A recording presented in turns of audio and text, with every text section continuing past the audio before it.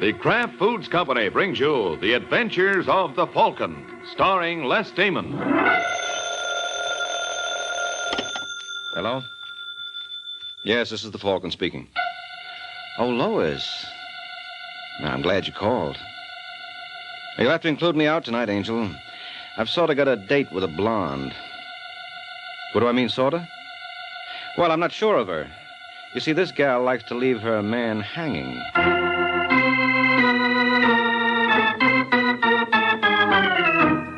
This is Ed Hurley, friends, inviting you on behalf of the Kraft Foods Company to listen to The Adventures of the Falcon. You met the Falcon first in his best-selling novels. Then you saw him in his thrilling motion picture series. Now join him on the air when the Falcon solves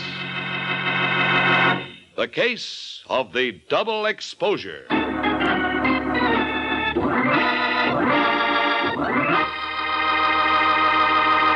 Sunday afternoon and time for another thrilling adventure of the Falcon. But first, a word about another kind of adventure. An adventure in flavor. For right now at your grocer's, there's a wonderful new salad oil for use in your homemade salad dressings, your cooking, your baking. It's Kraft Salad Oil. The first salad oil ever offered for your home use by the makers of all those wonderful Kraft prepared dressings. Now, Kraft Salad Oil is more than just a new oil. It's a new kind of oil, a lighter-bodied oil to mix quickly and perfectly with all other ingredients.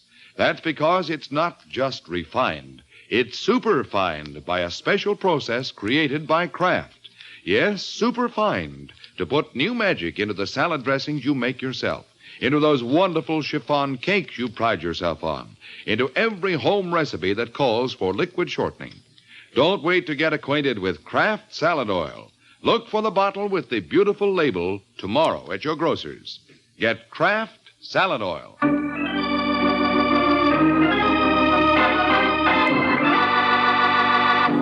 And now, the case of the double exposure.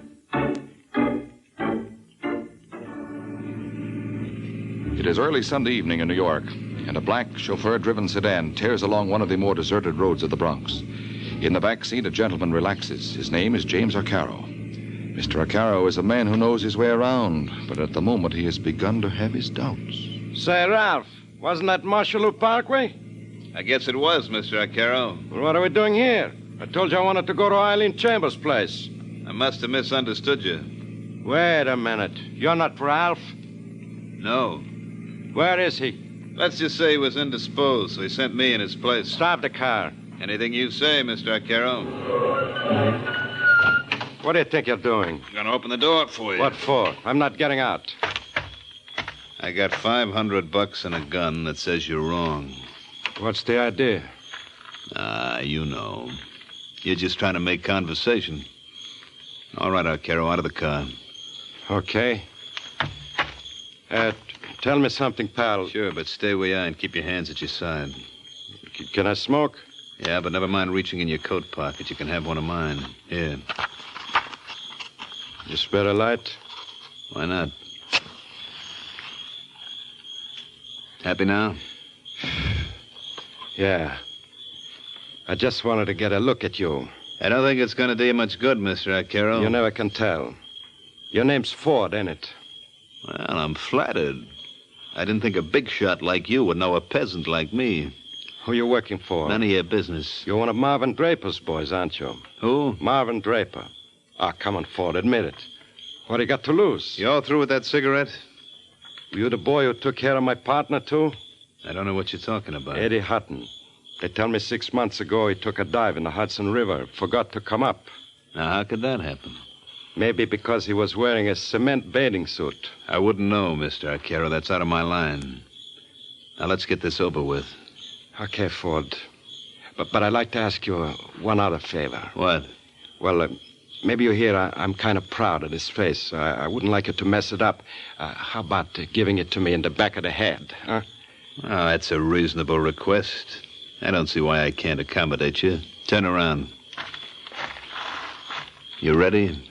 Wait a minute, Ford. Can you work a little closer? Why not? How's this? I can't see. I'm practically on top of you now. That's all I wanted to know. Let go. I said let Go! Go be nice to people.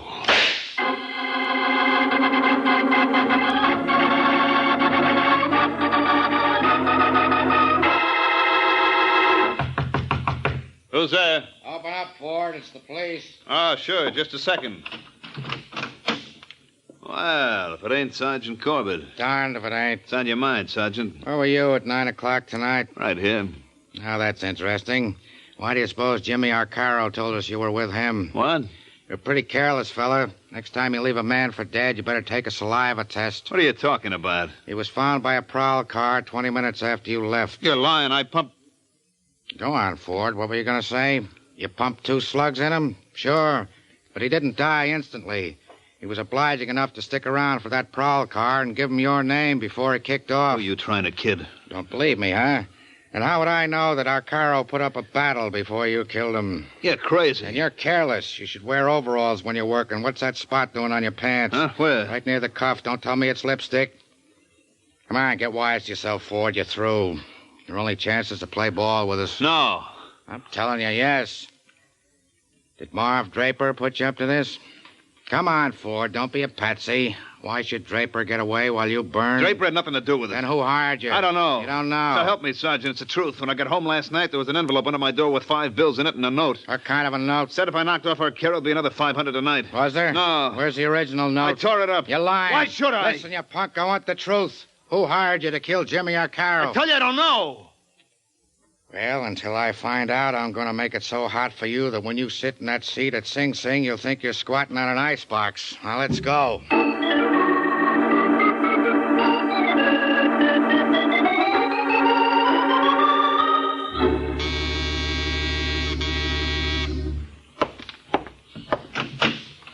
Yes? I'm looking for Mike Waring. Who? Well, you know, the one they call the Falcon. What's your name, Angel? Eileen Chambers. Are you Waring? Yes, I'm afraid so. Come in. Take off your coat. Thanks. Mm-hmm. Pardon? I was just thinking out loud. You wouldn't care for a drink? No. You sure? Positive? You sound like a girl who knows her own mind. I do. Yeah, I was afraid of that. Well, what can I do for you, Eileen? Eileen? An efficiency expert once told me that by calling women by their first name, during a year I might save as much as... 3 seconds. Well, there's no telling. He thought it might be as much as 5. What's in your mind, Eileen? Take a look at this. Certified copy of last will and testament of James Arcaro. Where'd you get this? From Mr. Arcaro's attorney. You benefit under the will? Read the last paragraph. Everything else I own, I leave to my good friend and partner, Eddie Hutton. However, in the event of Eddie Hutton's death before mine, then I desire my estate to go to my protege, Eileen Chambers. Not bad. You like it? I'm crazy about it. How much did Arcaro leave? What's your guess? Around $1 million. It's closer to 2. Well, that's really worth shooting for, isn't it? Just what is that supposed to mean? Oh, when Joey Ford bumped Arcaro, he really did you a favor. I don't like that kind of talk, Mr. Waring. Mr. Arcaro was a very dear friend of mine. Were you related? No, we had no family. He was interested in my voice. Oh, I see. He thought I had the making of a great singer. Well, just goes to prove you can't judge by appearances. Now, I never would have taken Jimmy for a patron of the arts, but, oh, well, that's beside the point. How do I come into this? Well, when I spoke to Arcaro's lawyer this morning, he showed a very strange reluctance to pay off. And you can't blame him, Eileen. Who can't? I think he's got something up his sleeve, and I want to find out what it is. Seems pretty obvious. Ford hasn't told the cops who he was working for. It was Marvin Draper. Mm-hmm. On the other hand, suppose it was you. What? Well, let's face it, Angel. Arcaro's lawyer must have thought of that possibility, and so will the police. Under Arcaro's will, you come into quite a bundle. Well, that was just an accident. Eddie Hutton would have gotten it all if he hadn't died before Jimmy. Mm-hmm, but he did, Eileen. And we mustn't forget it. According to the grapevine, Eddie Hutton died in October, about 2 months after this will was drawn. So you see where that places you. But that's just a temporary delay, isn't it? Once Ford confesses who hired him to kill Arcaro, I should have no trouble. None at all, Eileen. Unless, of course, he names you.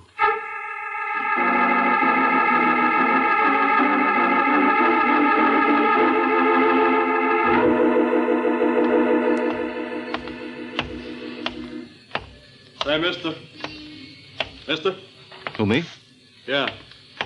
Did you happen to have a match with you? I think so. Here. Thanks. It's all right. Keep the whole pack. If you want to keep your health, you'll behave yourself. What is this? Just walk around the corner. I got a car waiting. Why bother? I can get a cab. Don't be cute. You've read enough books to know why I'm keeping this hand in my pocket. Oh, yes. Forgive the oversight. I'll start walking. Look, friend, I don't want to be difficult, but you got the wrong boy. You're Mike Ware the Falcon, aren't you? Yeah? Well, then don't worry about any mistakes. My brother wants to talk to you. Your brother? Yeah. He's waiting for you in the car. Here he is, Eddie. Nice going, Alex. Get in, Waring. Yeah, sure, be glad to. All right, Alex, let's go. Right. Any place in particular you want Alex to drop you, Waring? Yeah, police headquarters will be fine. Well, I'm afraid that's a little out of our way. All right, now look, what's this all about? Don't tell me you don't recognize me. No, I can't say I do. Ah, such is fame. To think only 6 months ago, my picture was all over the front pages. Hey, wait a second. Yes? You're Jimmy O'Carroll's partner, Eddie Hutton. You hear that, Alex? Yeah.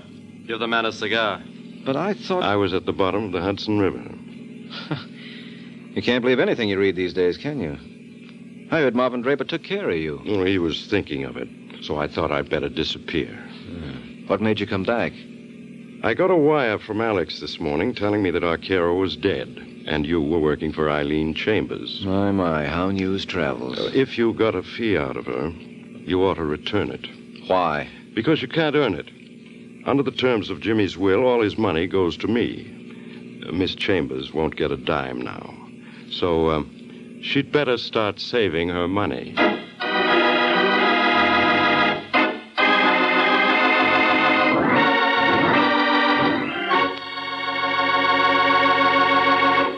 Miracle Whip! Has a flavor so pleasing. Miracle Whip! Tastes so lively, so teasing. Miracle Whip! Only one of its kind. Miracle Whip! Best salad dressing you'll find. Miracle Whip is the only one of its kind because it's different, a different type of salad dressing made from a secret craft recipe. Miracle Whip combines the best qualities of boiled dressing and old-fashioned mayonnaise, so it's truly distinctive and delicious, with a flavor millions of folks call just exactly right. Try it, won't you? One taste will tell you why it's America's favorite salad dressing, the one and only Miracle Whip.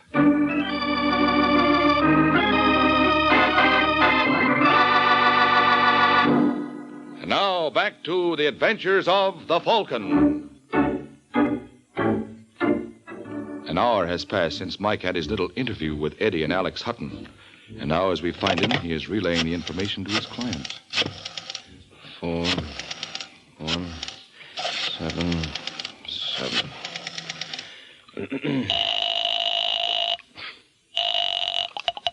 Yes? Hello, is that you, Eileen? Who is this? Mike Waring. Well, this is a surprise. I didn't think I'd hear from you for quite a while. Well, I told you I was a fast worker. I've got bad news for you, Angel. Bad news? As you know that $2 million you were counting on? Don't. I don't understand you. Eddie Hutton is alive. Oh, so you're a comic, too. I'm not kidding. I saw him not more than an hour ago. All right, I give up. What's the gag? No gag. Don't talk like a fool, Mike. Eddie Hutton's at the bottom of the Hudson River. Oh, not by a long shot. I'm sorry, Eileen. Still, it was awfully nice knowing you. Maybe we can get together on something else. Listen, Waring, you won't get away with this double cross. No, you're wrong, Angel. I don't believe in threats. Well, before you make one, hold the phone, huh? There's someone at my door.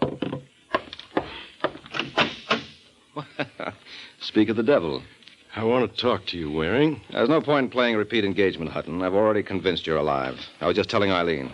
Is she here? No, I'm talking to her on the phone. Well, tell her. Tell her. Hey, what's the matter with you? Hutton. Hutton. Hello, Eileen, you still there? Yes, I'm not through with you. Oh, I'll say you're not. Forget what I told you about Eddie Hutton. But you said he wasn't dead. That was 20 seconds ago. Now he's gone and done it.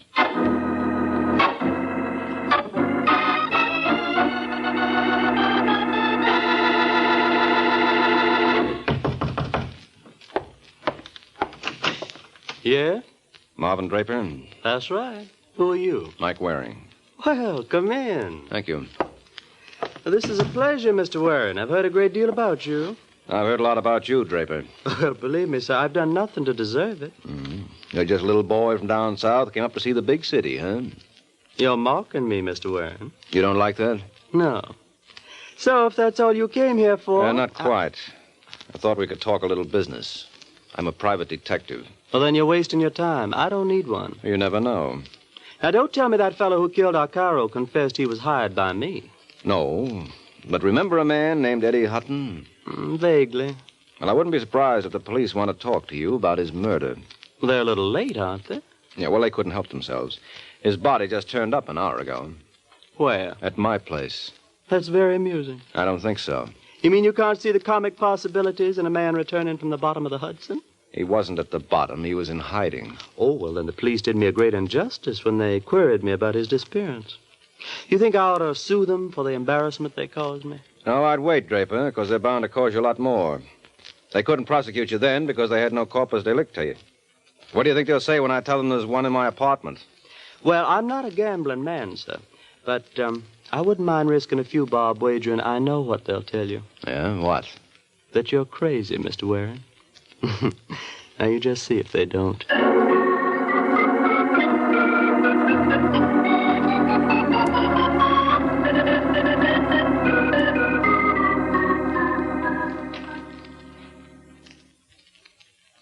Mike, you must be out of your mind to think I'd swallow a yarn like that. I tell you, Sergeant, Eddie Hutton's body is in my apartment. How about Judge Kroeger? He there, too? All right. Be smart. But when your boys get back... What boys? Well, didn't you send a detail to my place after I called you? You kidding? Listen, Corbett, I'm not clowning. No, I don't think you are. What's your angle, Mike? Angle? You must have one. You working for Draper? Would I come here if I were? I represent a girl named Eileen Chambers. Who's she? Jimmy O'Carroll left her some dough in his will. Is that so? Oh, now, look, Corbett, she didn't kill him. You said she collected under his will. Well, that doesn't mean anything. Has Ford talked yet? No. I'm beginning to think that story of his about the $500 in the envelope is true. But you do believe Draper was behind that? Yeah. Okay, then this is your one chance to nail him. How? Through the murder of Eddie Hutton. You're going to start that again? Listen, Sergeant. Suppose Hutton was seen around town today. So? So this was a perfect spot for Draper to act. Somehow he poisoned him. Poison? Well, that's the only thing I could figure out. There wasn't a mark on the body. Ah, that makes a lot of sense. A man sits down with a guy he knows wants to kill him and lets himself be poisoned, just like that. All right. Maybe he wasn't poisoned. I'm no doctor. Draper could have killed him 100 different ways. Look, why don't we go over to my place and you can see for yourself? Okay, Mike, I'll go along with the gag. All I ask is one thing. I got no sense of humor, so be sure and tell me when to laugh.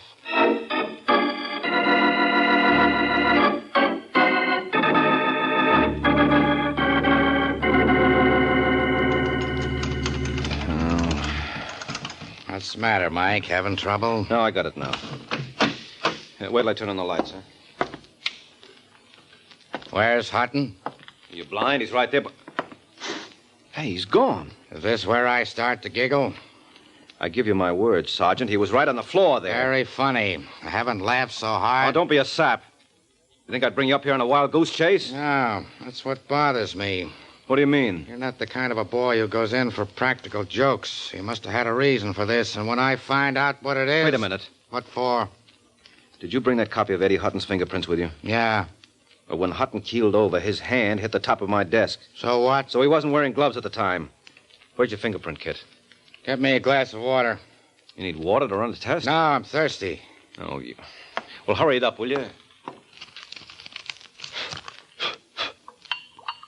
How you doing? Be through in a second. Look, if you don't find a copy of Hutton's prints on that desk, I'll eat it. Okay, Mike, start eating. This desk is absolutely clean. Hearty appetite, pal.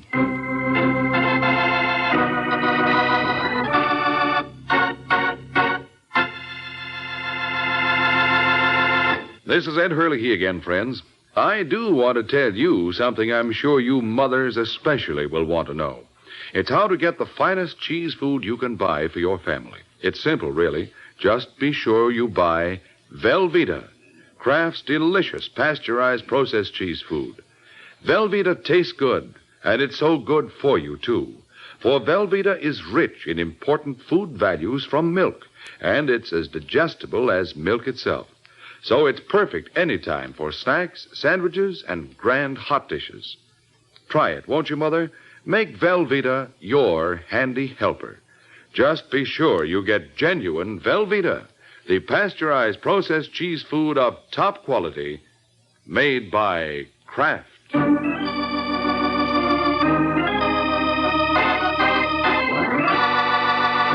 And now, back to the adventures of the Falcon. A short while ago, Mike was dumbfounded when, after promising Sergeant Corbett the body of Eddie Hutton, he discovered he couldn't deliver, for the body was gone without a trace. And understandably enough, the good sergeant sees very little humor in the situation. Now, let me tell you something, Mike. You're not going to get away with this. If you think you can pull a stunt like this and make me the stooge... Oh, you're out of your mind, Sergeant. Oh, that's good. That's good, coming from you. I tell you, Eddie Hutton's body was here. Draper must have removed it. You had sent a squad when I called you. Don't give me that. Now you're talking like a child. Why would I dream up a story like that about Hutton? I told you how his brother Alex hijacked me this afternoon. Well, for your information, Alex Hutton is in Florida. He's what? Yeah, he was picked up there a couple of days ago for making book. Before they let him go, they wired us if we wanted him for anything. So, if you've got anything else to say... Shut up. Who do you think you're talking to? I'm sorry, Corbett. I didn't mean it that way. You see what I see? Where? On the carpet, under the sofa. That pocket comb? Yes, that's not mine. Someone must have kicked it there. Where's your fingerprint outfit? Listen, Mike. Well, what have you got to lose? All right. Now, don't touch it. You got enough powder? Yeah. Well? Can't you be quiet for a minute? Well, what do you know? There's a right thumb and forefinger on here. Look at this copy. They both belong to Eddie Hutton. Well, what did I tell you? I take it all back. Where's your telephone? Come in. Hello, Waring. Oh, so he was in Florida, huh? Say, what goes on here? You're just the boy I want to see, Alex. Sergeant, meet Alex Hutton. Is he the one? Yeah, he's the one. I want to talk to you, Alex. Well, that makes us even, because I want to talk to you. Where's my brother? Eddie? Who did you think I meant? He's not here. I can see that for myself, but where is he? He left my place 2 hours ago and said he was coming here. Well? Well, he hasn't been back since. That's easy to understand, Alex. He's dead. I don't like those kind of jokes, Waring. It's the truth, Alex. I'm asking you for the last time. Where's my brother? I told you he's dead. You just won't be serious, will you? Mike? All right, you better put away the rod, Alex. This man's a sergeant with the New York police. Yeah, and I got a badge, too. I asked you a question, Waring. And I answered it to the best of my ability. Eddie's dead, and you better reconcile yourself to it. Who killed him? I don't know. Maybe Marvin Draper. Yeah, or maybe it was your client, Eileen Chambers. Why should she? I suppose you forgot all about Jimmy Arcaro's will. Now, with Eddie out of the way, she's going to be sitting pretty. Well, you got a point there. Well, I'm going to let you in on a little secret, friend. Eileen isn't going to live to spend a dime of that money. You better watch your step, Alex. They can burn you for this. Shall I tell you something, Waring? If I can get Eileen, it'll be worth it. I'll be seeing your friends.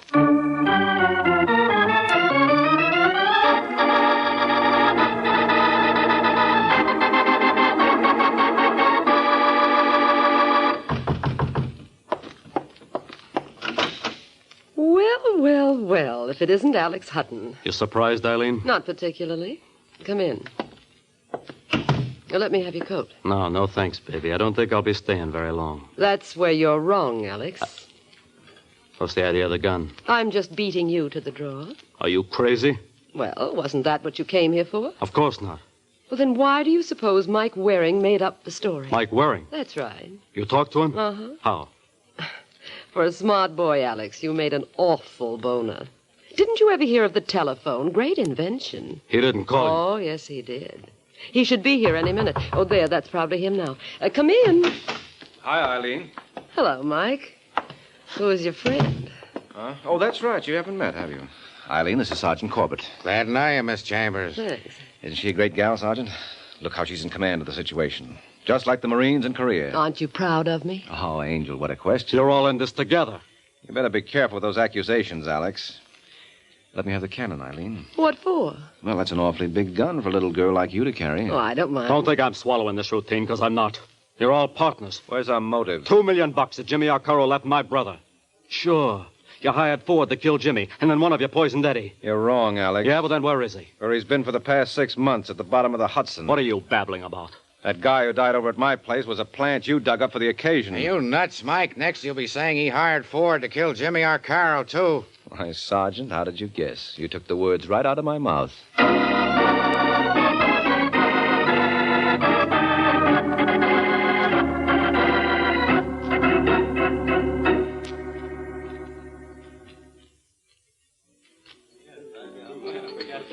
Now, admit it, Eileen. Isn't this cozy? I still don't see why we couldn't have brought your friend along. My friend? Mm-hmm. Sergeant Corbett. I think he's cute. Oh, really, Eileen? You disappoint me. Why, if I told you some of the things I know about Corbett... I'd much rather you told me about Alex Hutton. Oh, believe me, he's a much nicer guy. Even though he did hire Ford to kill Jimmy Arcaro. Why? Well, so that Arcaro's will would go into effect. You see, under its terms, if Eddie Hutton was alive at the time, he'd come into everything. That's why Alex showed up with his brother's double. Well, why did he kill him later? Well, the man had performed his purpose. All Alex wanted to establish was that his brother lived longer than Arcaro. In that way, your interest would be wiped out, and everything would then go to Eddie Hutton. Well, how did that affect Alex? Well, if Eddie Hutton survived Arcaro, the money would go to Eddie's next of kin. Not to me? Nope. So, naturally, Alex tried to convince us that his brother had lived longer than Arcaro. Once he had me convinced, he removed the body. Why? Well, he couldn't afford to let it be found again, because then it would be easy to prove the man was a phony. But with my story that I had talked to Eddie Hutton today, plus the fingerprints on the pocket comb he planted in my apartment, Alex had all he needed to substantiate his case. Well, what was his mistake? Oh, well, he made several. For one thing, he knew that the man who died in my place was a victim of poisoning. Well, how could he know that when he'd never seen the body? Then his hokey threat about killing you was a boner, too. Don't you think he meant it? No, of course not. He did that for effect. He wanted to show us he was all broken up over his brother's death and that he felt you were responsible. You don't really believe he forgot we could telephone ahead and warn you. He wanted us to stop him. Now, Alex wasn't taking any chances of getting in trouble with $2 million in sight. Which now belongs to me? Which now belongs to you. Does that take care of all your questions? All but one. Just ask it, Angel. What time is it? 10 o'clock. Why? I don't want to be late for my appointment with Sergeant Corbett. Oh, you don't mean that. Uh-huh. He's waiting for me at the Belvedere. Well, what's he got that I haven't got? Me? And $2 million. Good night, Mike.